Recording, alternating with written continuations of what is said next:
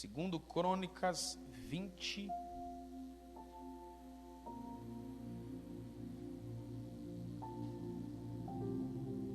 versículo 1. Depois disso, os filhos de Moabe e os filhos de Amon, com alguns dos meunitas, vieram para fazer guerra contra Josafá. Então vieram alguns que avisaram a Josafá, dizendo: uma grande multidão está vindo contra Judá, do outro lado do Mar Morto, da Síria. Eis que eles já estão em Hazazon Tamar, que é em Guede. Você crê que essa é a palavra de Deus? Diga amém. Olhe para mim. Ficou uma leitura talvez assim um pouco estranha. À medida que eu for pontuando aqui, eu vou lendo outros textos aqui. Se você pode fechar a sua Bíblia, o Diogo vai jogar depois aí no telão, vai ficar fácil para você. Preste atenção. Os israelitas estavam sob a ameaça de um poderoso exército com sangue nos olhos. Juntaram aqui 3 povos, que você percebe aqui o nome deles.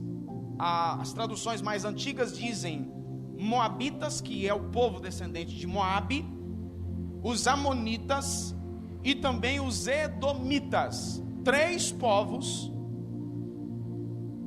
parentes longe de Israel, que se uniram para formar um exército poderoso para ir contra o povo de Deus.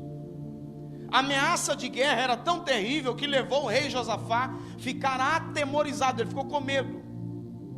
Há momentos da nossa vida que também nos vemos cercados como o povo de Deus se viu aqui. Quando os leões começam a rugir, é comum sentirmos medo. Quando a notícia chegou a Josafá que o exército poderoso estava em volta, o texto diz que o rei ficou atemorizado, sentiu medo. Olha o texto de Davi no Salmo 18, versículos 4 e 5. Laços de morte me cercaram, torrentes de perdição se impuseram, me puseram temor, cadeias infernais me envolveram e tramas de morte me surpreenderam. Salmos 18, 4 e 5. O que fazer quando estamos cercados?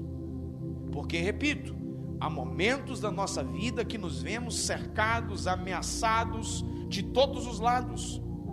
O que fazer quando as nossas forças são insuficientes? Primeira coisa, versículos 3 e 4 desse mesmo capítulo aí, segundo Crônicas 23 e 4. Então Josafá teve medo e decidiu buscar o Senhor, e proclamou um jejum em todo o Judá. Judá se congregou para pedir socorro ao Senhor.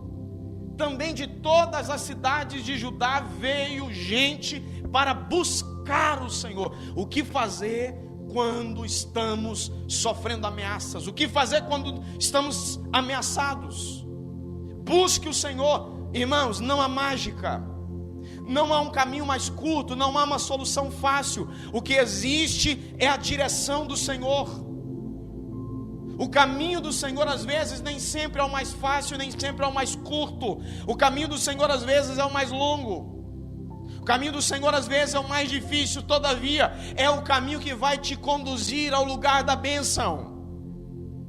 O que fazer quando sentimos ameaçados? Busque o Senhor. Sabe por que os problemas estão cada vez mais difíceis de serem solucionados?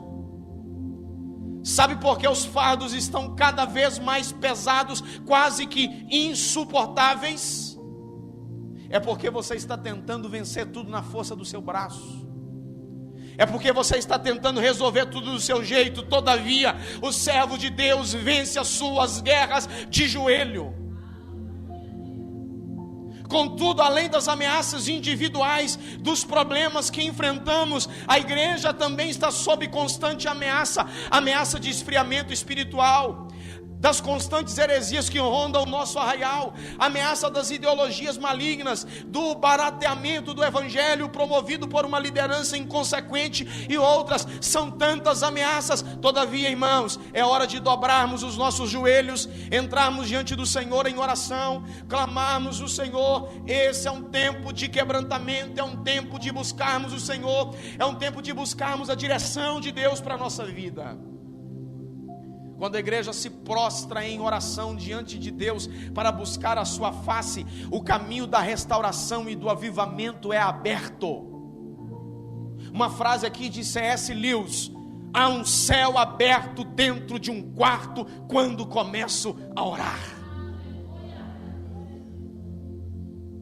Segunda coisa, o que fazer diante das ameaças? Aprenda a conviver com a ingratidão. Um texto aí, versículos 10 e 11 do mesmo capítulo. E agora, eis que os filhos de Amon e de Moabe, e dos montes de Seir, cujas terras não permitiste a Israel invadir, quando vinham da terra do Egito, mas deles se desviaram e não os destruíram. Eis que eles estão nos recompensando assim, estão vindo para nos expulsar da tua propriedade, que nos deste por herança. O que é que o texto aqui está dizendo? Esses povos estavam na rota dos israelitas quando estavam caminhando para a terra de Canaã, e o Senhor fez com que Israel poupasse a vida dessa gente. A viagem se tornou mais longa. Eles deram uma volta para que esses povos fossem poupados. Só que agora eles ajuntaram um exército e foram contra os israelitas para pelejar contra os israelitas, para expulsar Israel da sua terra. E aí, é isso aqui que o texto está dizendo: olha, essa gente que foi poupada por nós, agora está querendo nos expulsar da nossa própria terra. Sabe o que é isso? Ingratidão. O que fazer diante das ameaças? Primeiro, busque ao Senhor. Segundo, aprenda a conviver com a ingratidão. Judá estava sendo atacada por aquelas mesmas nações que tinham sido poupadas. Agora, os israelitas precisavam da ajuda do Senhor, porque não tinham forças para enfrentar tão numeroso exército. Precisamos de livramento daqueles ingratos que agora os atacavam. Essas tribos eram parentes distantes de Israel, visto que eram descendentes de Ló e de Esaú, mesmo parentes, mesmo tendo sido salvas pela benevolência de Deus. Agora eles demonstraram uma ingratidão porque tentavam contra o povo de Deus. Esses povos haviam juntado esse poderoso exército. Preste atenção, lidar com a ingratidão não é uma tarefa fácil. Tem gente que você abençoa, tem gente que você demonstra o favor, demonstra a graça, estende a mão, e ainda assim a pessoa é ingrata. Dizem que a gratidão é a maior das virtudes, enquanto que a ingratidão demonstra que a pessoa tem um caráter pobre e com certeza um provável futuro na solidão. A verdade é que o ingrato desdenha do favor recebido, e é preciso graça de Deus para a gente vencer isso. E às vezes quem a gente demonstrou mesmo cuidado, quem a gente demonstrou essa afeição, de alguma maneira se levanta contra nós, nos oprime, nos expõe, joga na cara. Quantas vezes, eu não vou pedir aqui para ninguém manifestar, obviamente, mas quantas vezes isso já não aconteceu conosco, da gente ser favorável a alguém, ser benigno com alguém, ser benevolente com alguém, e lá na frente essa pessoa até jogar na nossa cara, Às vezes em uma determinada situação que você atendeu a pessoa diversas vezes, em uma ocasião que você não teve condição de atender, essa pessoa joga tudo na sua cara. Essa pessoa desdenha de você, ela esquece os 1000 favores que você fez. E quando você não pôde atendê-la, ela esquece daquilo tudo e joga tudo no seu rosto. Paulo estava escrevendo ao seu discípulo Timóteo sobre um ex-companheiro de nome Alexandre, e disse: Alexandre o ferreiro me causou muitos males, que o Senhor dê a ele a retribuição de acordo com tudo aquilo que ele fez. O que era isso? Parecia que Paulo estava dizendo que havia demonstrado a Alexandre o seu favor, a sua benevolência, e agora recebido de volta desse camarada a ingratidão. É preciso mesmo, irmãos, ter muita graça de Deus para sabermos lidar com pessoas ingratas. Às vezes recebemos não só a ingratidão, às vezes recebemos não só o mau agradecimento, mas recebemos às vezes até emboscadas, como aconteceu aqui com os judeus. Infelizmente faz parte do ser humano proteger as 7 chaves, as experiências amargas. Todavia, não guarde isso. Você enfrentou, está enfrentando, está sujeito a enfrentar, todos nós, algum momento que alguém demonstra ingratidão para você. Não guarde isso. Quem teve coragem de fazer o bem a alguém precisa ter a sabedoria de suportar também a ingratidão. A decepção com uma pessoa não pode levar você a desistir do ser humano. Por causa da ingratidão e por causa das muitas decepções, tem gente dizendo que prefere os animais a um ser humano. Você pode amar os animais, você pode proteger, pode ter os bichinhos de estimação. Lá em casa mesmo tem uma, só graça para tolerar. Conseguiu tirar até a Yara, minha sogra, essa semana, do sério, a Meg, só a graça.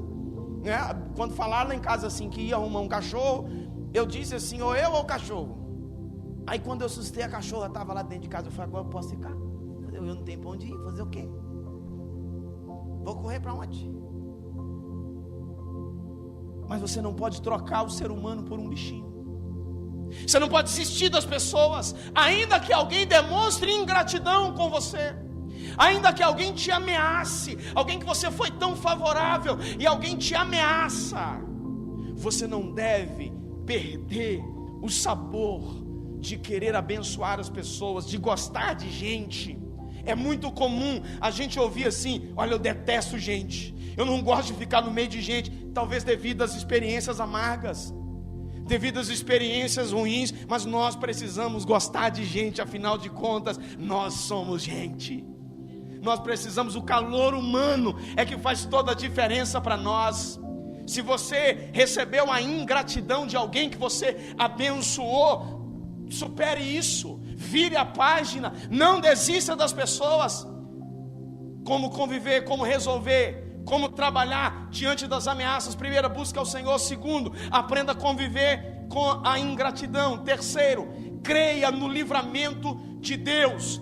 Segundo Crônicas 20:17. Eu vou citar aqui numa referência diferente, numa tradução diferente da que o Diogo vai colocar ali. Eu vou citar na Nova Bíblia Viva, por causa de uma palavrinha só que tem aqui. Eu compartilhei esse texto essa semana com vocês. Deixa eu citar ali primeiro, depois eu cito no outro. Neste encontro vocês não precisarão lutar. Tomem posição, fiquem parados e vejam a salvação que o Senhor lhes dará, ó Judá e Jerusalém. Não tenham medo, nem se assustem. Amanhã saiam ao encontro deles, porque o Senhor está com você. Diga comigo: o Senhor está com você.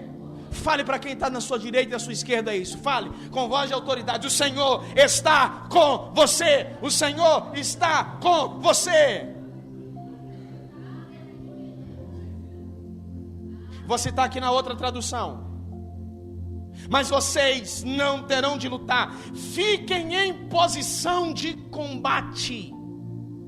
Fiquem firmes e vejam a incrível operação de salvamento que o Senhor realizará por vocês. Fiquem em posição de combate. Na luta em que nós estamos enfrentando, na adversidade que nós estamos enfrentando, na prova que você está nela, sabe qual é a melhor posição de combate? De joelho na presença de Deus. É lá que você vai vencer as suas guerras. Às vezes é necessário inicialmente orar e então empreender esforços humanos naturais. Preste atenção, gente. Tem horas que só a oração não vai resolver. Você precisa fazer alguma coisa. Eu vou te dar aqui um exemplo.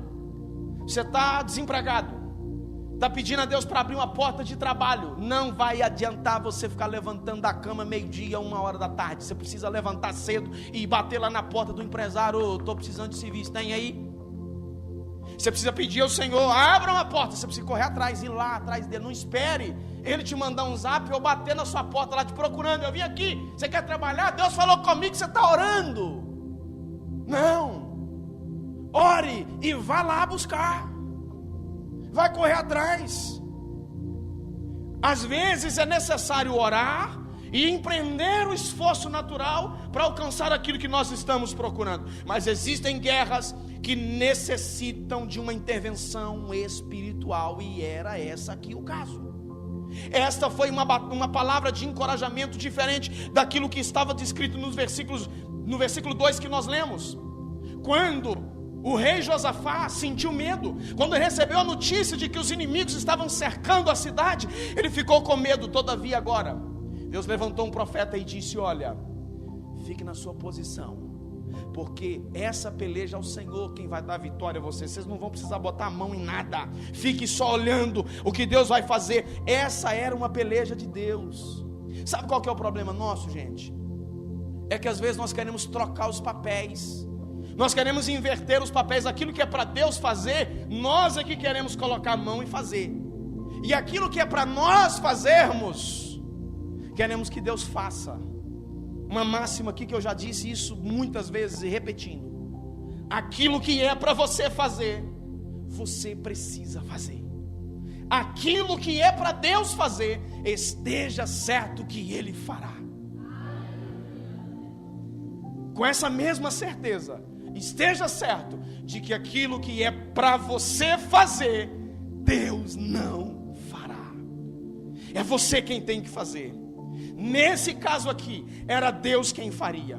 A peleja era de Deus. O povo precisaria sair no dia seguinte e ver o que o Senhor faria. Assim, a única esperança do povo estava em Deus, estava nele, de quem se esperava o auxílio. Eles apenas deveriam confrontar o inimigo, estar diante. Não precisaria batalhar. Deus faria tudo. Eles deveriam permanecer quietos e observar Deus agindo diante de um inimigo tão poderoso como era esse exército. Seria necessário ter mais fé para quietar, esperar, ficar cá só observando, do que apanhar em espadas e lutar. Não há nenhuma menção, todavia, de que todas as guerras são vencidas desse jeito. Tem hora que a gente precisa guerrear, tem hora que a gente precisa correr atrás, tem hora que a gente precisa fazer a nossa parte. Todavia esta era uma palavra de Deus para aquela ocasião específica, e eu tenho certeza de que há alguém aqui nessa noite me ouvindo em situações que somente Deus para resolver a aflição que você está vivendo, de que somente Deus para resolver a ameaça que você está vivendo, e que você já fez de tudo, você já trabalhou com a força do seu braço, com toda a sua estratégia, com o recurso que você precisava empenhar, e não foi solucionado. Mas o Senhor é o Deus que peleja pelo seu povo. Tão simplesmente permaneça na sua posição e veja o livramento do Senhor na sua vida. É preciso entendermos que às vezes as nossas forças, elas não são suficientes. Não raramente nos vemos impotentes diante das adversidades. Shed, que é um comentarista bíblico que eu gosto bastante, disse que a fé é mais segura do que os exércitos. Sabe o que Jesus falou para Marta? quando Lázaro estava sepultado, Jesus chegou, Lázaro já estava há 4 dias sepultado.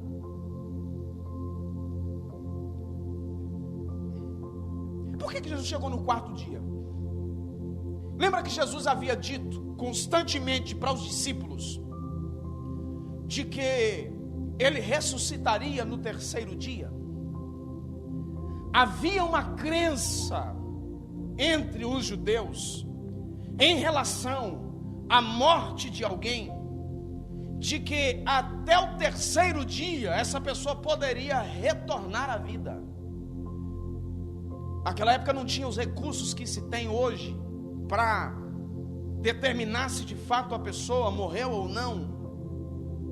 Então se esperava, havia uma expectativa que era mais uma questão cultural do que científica, obviamente, de que até o 3º dia alguém poderia retornar à vida. Jesus chegou, Lázaro já estava há 4 dias sepultado, já tinha passado a expectativa. Jesus disse para Marta: eu não lhe disse que, se creres, você veria a glória de Deus? Uma palavra de Deus para o seu coração: se você crê, você também pode ver a glória de Deus na adversidade que você está enfrentando, na ameaça que você está vivendo. A fé é a capacidade de enxergar além do que os olhos podem ver. Uma frase de John Piper: devemos sempre confiar no poder e no amor de Deus, mesmo na hora mais escura do nosso sofrimento. Não desanime, creia na intervenção de Deus, creia no agir de Deus. Uma palavra de Deus para o seu coração nessa noite: creia na intervenção de Deus. Deus é poderoso para intervir na sua causa, abrir essa porta que você precisa, repreender esse mal, trazer a cura, solucionar esse problema na justiça que você está vivendo. Ele é poderoso. Como lidar com as ameaças? Primeiro, busque a Deus, aprenda a lidar com a ingratidão. Terceiro, você deve confiar no agir, na intervenção de Deus. Quarto e último, versículo 22. No momento em que eles começaram a cantar e dar louvores, o Senhor pôs emboscadas contra os filhos de Amon e de Moabe e os filhos de Seir, que vieram contra Judá, e eles foram derrotados. O que aconteceu? Ao ouvir o povo de Deus entoar cânticos de louvor, Deus confundiu os inimigos de uma tal maneira, e eles começaram a brigar entre si, eles começaram a lutar entre si. Quando Judá chegou, restou-lhe apenas recolher os despojos, que foi uma tarefa que ocupou o povo durante 3 dias.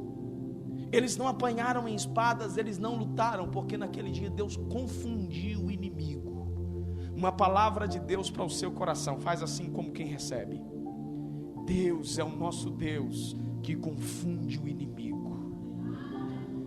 O inimigo está pensando que vai vencer você. O inimigo está pensando que vai dar voltas em você. O inimigo está pensando que você já está no último nível do seu fracasso. O inimigo está pensando que a porta vai continuar fechada. O inimigo está pensando que vai te derrubar. Não, o Senhor está dizendo: eu sou o Deus que confunde o inimigo. O inimigo foi confundido. Transbordantes de alegria, eles louvaram ao Senhor e voltaram para Jerusalém cantando. Os reinos vizinhos souberam do ocorrido e Judá desfrutou de um longo período de paz. Louve ao Senhor. A adoração tem o poder de mover o céu ao nosso favor. A adoração é uma poderosa arma de guerra. Ainda que uma guerra aconteça no ambiente físico, primeiramente, ela nasce no ambiente espiritual. Se a guerra começa lá, não vamos resolvê-la apenas aqui. É no reino espiritual que faremos as maiores conquistas. É no reino espiritual que faremos as maiores vitórias. É no reino espiritual que começaremos. Josafá venceu cantando. Josué venceu porque ele começou a tocar instrumentos de adoração ao Senhor e as muralhas caíram. Quando adoramos, há um poderoso exército de Deus trabalhando ao nosso favor. A adoração é um ato de confiança a Deus. Ao contrário da murmuração, que é uma desconfiança da generosidade de Deus. A adoração é um convite à manifestação de Deus. Quando você adora ao Senhor, você está convidando o Senhor para intervir na sua vida. Você está convidando o Senhor para manifestar na sua vida. A adoração tem o poder de mover o céu ao nosso favor. Quando nós estamos enfrentando dificuldades, é muito mais fácil a gente reclamar, é muito mais fácil a gente murmurar, é muito mais fácil a gente procurar culpados. O Senhor está falando conosco aqui nessa noite como enfrentar as ameaças. Louve a Ele, adore a Ele. A palavra de Deus nos diz: em tudo dai graça. A adoração, ela tem esse poder. Literaturas antigas dizem que essa emboscada foi promovida por seres angelicais que confundiram os inimigos do povo de Deus, que entraram no meio daquele exército e fez aquele exército confundir. Olha o que a Bíblia diz em Atos 16, 25 e 26, quando Paulo e Silas, depois de terem sido açoitados, foram jogados na prisão. Por volta da meia-noite, Paulo e Silas oravam e cantavam louvores a Deus, e os demais companheiros de prisão escutavam. De repente sobreveio tamanho terremoto que sacudiu os alicerces da prisão, todas as portas se abriram e as correntes de todos os presos soltaram. Presos injustamente, açoitados injustamente, eles se puseram a louvar ao Senhor. Sabe o que Deus fez? Deus interveio na situação deles. Deus trabalhou na situação deles e abalou os alicerces daquela prisão.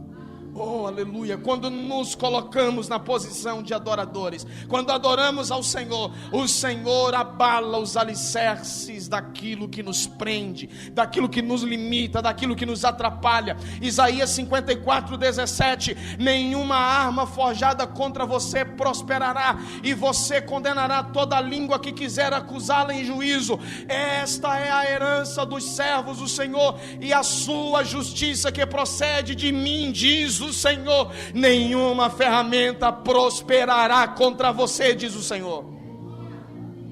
Eu quero convidar você a ficar de pé comigo, por favor. 2 Crônicas 20:20. Creiam no Senhor, presta atenção nisso aqui, e vocês estarão seguros. Creiam nos profetas do Senhor, e vocês serão bem-sucedidos.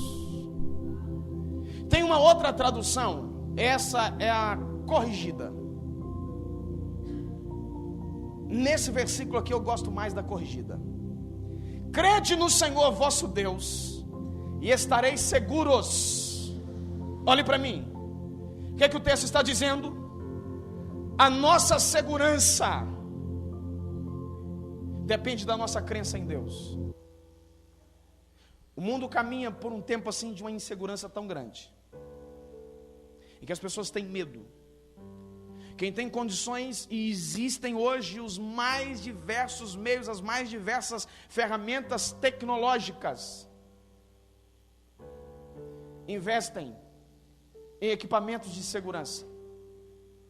Os condomínios fechados, até com segurança armada. De alguma maneira, porque nós nos sentimos inseguros. No mínimo, há uma grade na janela, uma fechadura boa, uma cerca. O mundo está inseguro, mas o texto está dizendo aqui: creia no Senhor seu Deus, e estarão seguros.